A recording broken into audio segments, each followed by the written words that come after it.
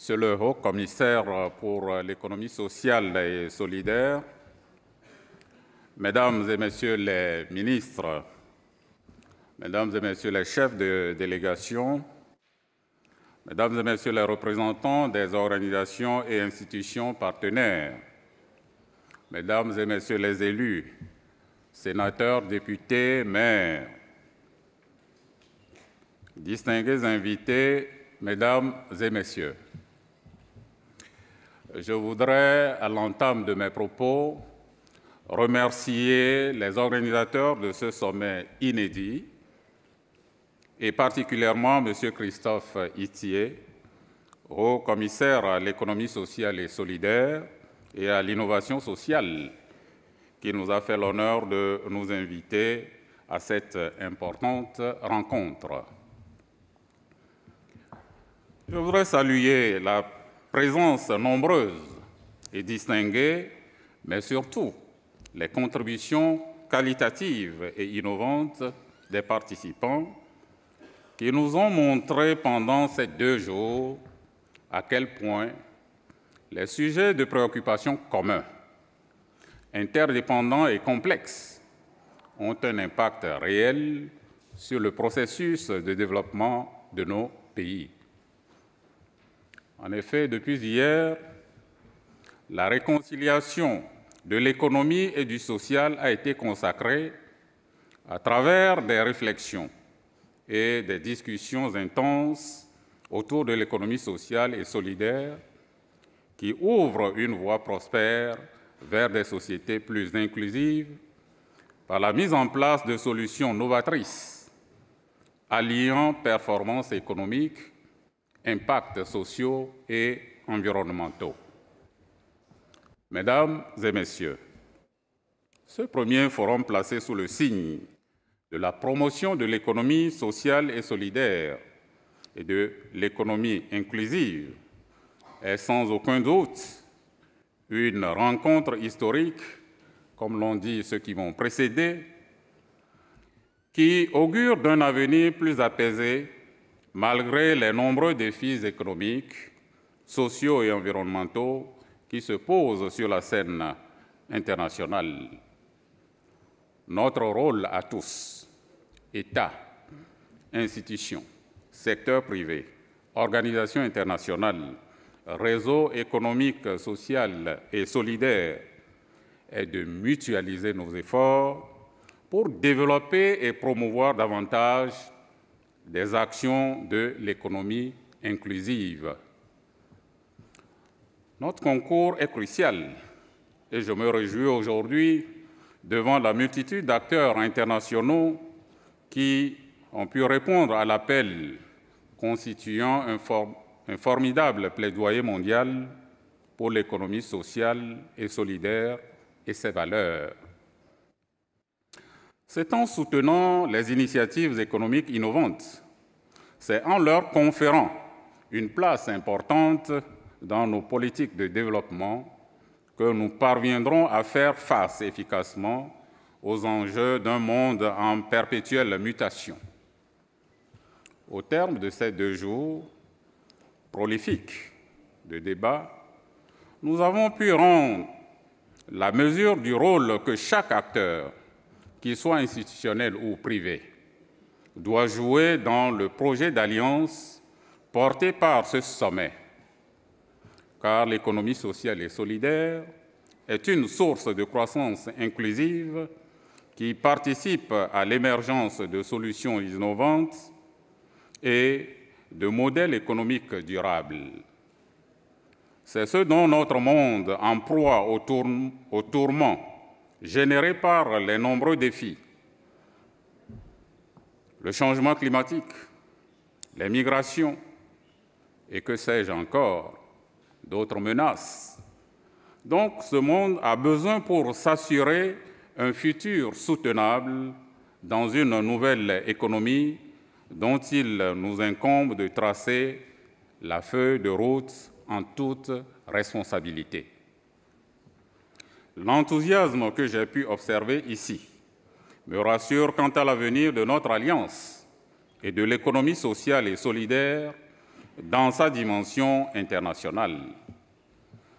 Mesdames, Messieurs, l'économie sociale et inclusive est un mode innovant grâce auquel nous pouvons réaliser les 17 objectifs du développement durable. Elle est aussi un outil adapté pour répondre à l'ambitieux agenda de 2030. Le concept de durabilité, riche de ses nombreuses déclinaisons sociales, environnementales, économiques, politiques, est central dans la réalisation du développement inclusif. Pour respecter nos engagements et permettre le développement de nos pays, il nous incombe, en tant que pouvoir public, de jouer le rôle de facilitateur, à savoir favoriser les partenariats publics-privés et promouvoir les rencontres entre entrepreneurs socio-économiques afin d'encourager les investissements à impact, liant bénéfices économiques et sociaux. Répondre aux ODD par l'économie sociale et solidaire, c'est transformer les défis sociaux en opportunités économiques. Il est désormais nécessaire de faire valoir l'opportunité que représente l'économie sociale et inclusive pour l'émergence et le développement de nos territoires. Si, face aux mutations économiques et sociales contemporaines, il est nécessaire de reconsidérer nos ambitions à échelle mondiale, la perspective locale reste une priorité. Le Togo, mon pays, convaincu de l'efficacité des solutions de proximité, vient d'organiser avec succès, le 30 juin dernier, des élections municipales. Ainsi, en vue de conquérir les 117 communes que compte le pays et pour lesquelles il faut élire 1527 conseillers municipaux, 24 partis politiques et 100 indépendants issus de la société civile ont tous déposé, Mesdames et Messieurs, 570 listes sur lesquelles on a dénombré 11 444 candidats, jeunes, femmes, adultes, issus de couches socio-professionnelles variées. 11 447 pour 1527 élus. Ce foisonnement de candidatures est le reflet du challenge de la promotion du développement participatif et inclusif des communautés à la base et dénote par ailleurs le caractère démocratique, transparent et équitable des scrutins dans mon pays. Mesdames et Messieurs, si les efforts constants de mon pays, le Togo, pour tendre vers la réalisation des ODD sont une preuve de notre détermination, nous avons cependant conscience que le chemin reste encore long. C'est pour accélérer la mise en œuvre des ODD et la promotion de l'innovation économique et sociale que le gouvernement togolais a lancé le Programme national de développement, le PND, sur la période 2018-2022. Ce PND constitue désormais l'unique cadre national de référence en matière de politique de développement dont l'objectif est de concilier les notions d'émergence et de développement durable.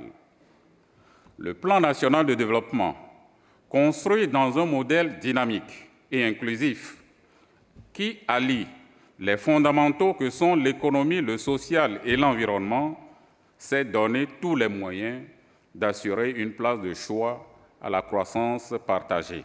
Ceci dans un partenariat public-privé et sans oublier les acteurs de la société civile. Pragmatique et ambitieux, ce plan qui prend en compte nos atouts comparatifs, mais aussi les défis majeurs à relever, est structuré autour de 3 axes principaux. Le premier axe nous voulons faire du Togo un hub logistique d'excellence et un centre d'affaires de premier ordre dans la sous-région. Le deuxième, développer des pôles de transformation agricole, manufacturiers et d'industrie extractive.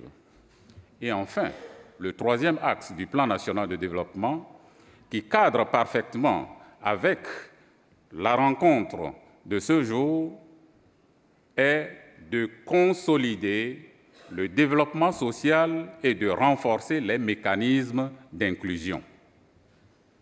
Comme il est loisible de le constater, l'axe 3 du plan national de développement de mon pays est une réponse aux objectifs recherchés par la présente rencontre. En effet, les richesses créées doivent permettre de soutenir les projets sociaux et solidaires à fort impact dans les domaines de l'éducation, de la formation, de l'accès à des soins de santé de qualité, de l'énergie renouvelable à coût réduit, de l'emploi décent, et j'en passe. À ce sujet, permettez-moi de citer le président de la République togolaise, son Excellence M. Faure Eswazimana Gnassingbé, qui, le lundi 4 mars de cette année, lors du lancement du plan national de développement, déclarait, je cite, « Si nous partageons l'amour du travail qui génère la croissance, nous devons également tout mettre en œuvre pour partager les fruits de la croissance. C'est là le pari du plan national de développement 2018-2022, dont la cérémonie de lancement nous rassemble aujourd'hui. Nous avons fait et continuons de faire beaucoup d'efforts. Nos agrégats économiques connaissent une amélioration progressive. L'enjeu est désormais de préserver ces avancées et d'en consolider les bases pour progresser davantage et dans le même temps mettre l'accent sur la redistribution des richesses entre toutes les filles et tous les fils de notre pays. Car, dit-il, la croissance ne vaut que par sa capacité à être inclusive, et le développement n'a de vertu que lorsqu'il parvient à se frayer un chemin jusqu'au hameau le plus lointain et à vivre dans tous les foyers. » Fin de citation. S'appuyant donc sur les atouts naturels et le positionnement du Togo en Afrique de l'Ouest, notre pays a su trouver une réponse cohérente et intégrée de la création de conditions d'une croissance accélérée avec un objectif d'atteindre un taux de croissance à l'horizon 2022, un taux de 7,6%. Actuellement, le taux est de 5,1%. Et à la clé, en 2022, de créer plus de 500 000 emplois directs. Il est utile de souligner que dans le but de promouvoir l'entrepreneuriat social et les initiatives privées au service de l'inclusion économique et sociale, surtout des couches les plus vulnérables, plusieurs mécanismes de financement innovants du développement sont initiés au Togo. Je citerai tout simplement 3. Il s'agit du Fonds d'appui aux initiatives économiques des jeunes, que nous appelons FAEJ. C'est un dispositif intégré d'appui technique et financier du gouvernement en faveur des jeunes entrepreneurs. Ce fonds vise l'insertion socio-économique et professionnelle des jeunes à travers la promotion de l'entrepreneuriat et la facilitation d'accès au financement de leurs projets d'entreprise. Soulignons que l'accès au financement pour les primos est un véritable goulot d'étranglement dans la plupart des pays en développement. Donc, avec le FAEJ, de 2013 à mai 2019, 176 281 jeunes ont été sensibilisés. 29 669 sont formés. 22 635 jeunes inscrits, 15 740 projets ont été financés à coût de 6 754 594 787 francs CFA, soit environ 1 29 663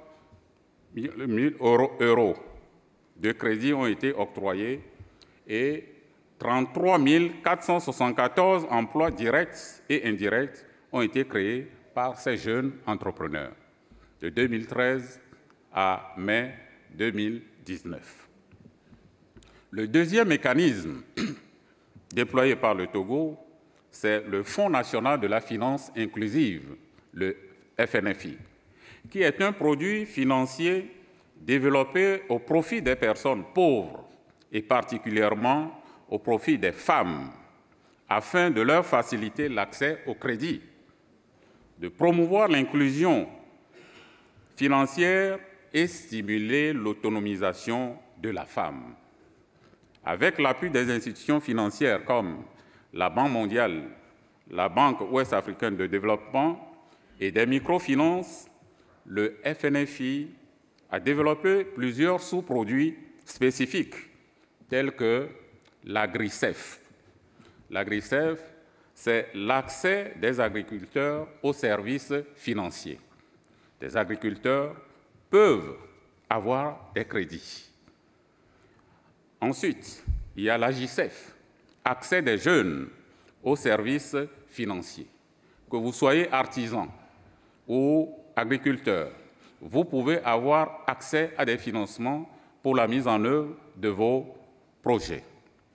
À ce jour, 83 milliards de francs CFA, soit 1 265 444 euros de crédits ont été accordés à 1 097 453 bénéficiaires.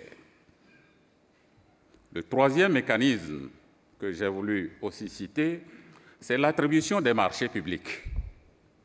Le secteur privé, en l'occurrence les PME et les PMI, je crois Madame la ministre du Mali en a fait cas ici tout à l'heure, donc le secteur privé étant le moteur de la croissance économique, mais aussi le sanctuaire de la création d'emplois et de la richesse, le chef de l'État togolais, dans le but d'encourager les jeunes à innover, entreprendre, mieux, à s'intéresser davantage au secteur à fort potentiel et devenir des chefs d'entreprise, a décidé depuis le 3 janvier 2018 que 20 à 25% de tous les marchés publics soient systématiquement attribués aux jeunes et femmes entrepreneurs.